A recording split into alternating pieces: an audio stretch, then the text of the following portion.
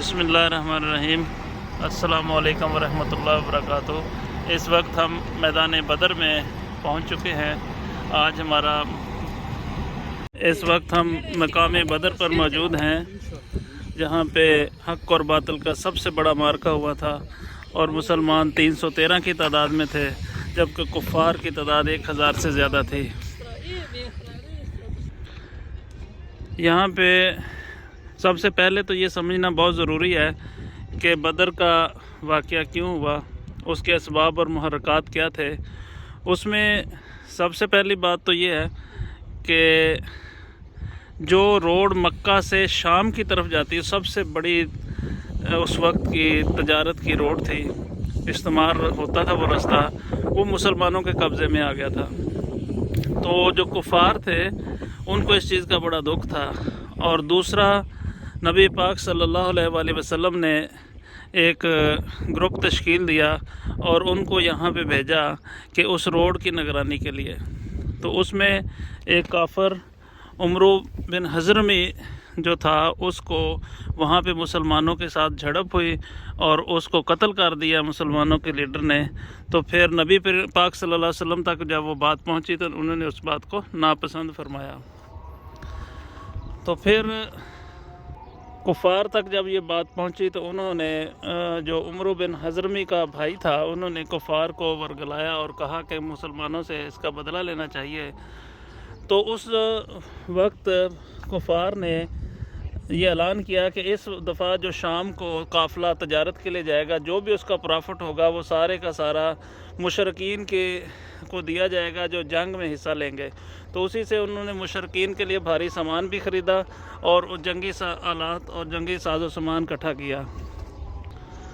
तो फिर मुशरकीन मक्का और मुसलमानों के दरमियान यहाँ पे हक़ व बातिल का मार्का हुआ और उसमें मुसलमान बहुत कम तादाद में थे और जो कुफ़ार थे वो बहुत ज़्यादा तादाद में थे।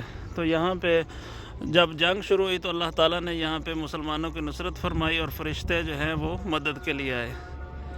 इस मार्के के अंदर जो है वो बहुत ही कम मुसलमानों का नुकसान हुआ और फ़रिश्ते जो है वो उन्होंने मुसलमानों की जो है वो मदद की।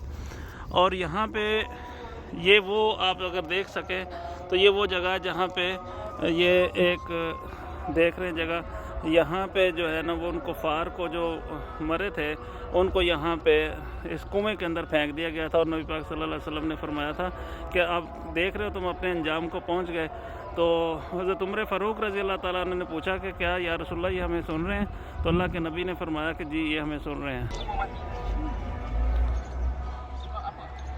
ये वो जगह है जहाँ पे नबी पाक सल्लल्लाहु अलैहि वसल्लम ने पड़ाव किया था और अब ये जगह जो है वो यहाँ पे मस्जिद बना दी गई है। यहाँ पे सबसे पहले जो अल्लाह ताला ने नुसरत फरमाई थी मुसलमानों की, वो ये थी कि जब कुफ़ार यहाँ इस मैदान में पहले पहुँच चुके थे, उन्होंने ऊंची जगहों पे और कुएं पे और पानी पे कब्ज़ा कर लिया था। और जो मुसलमान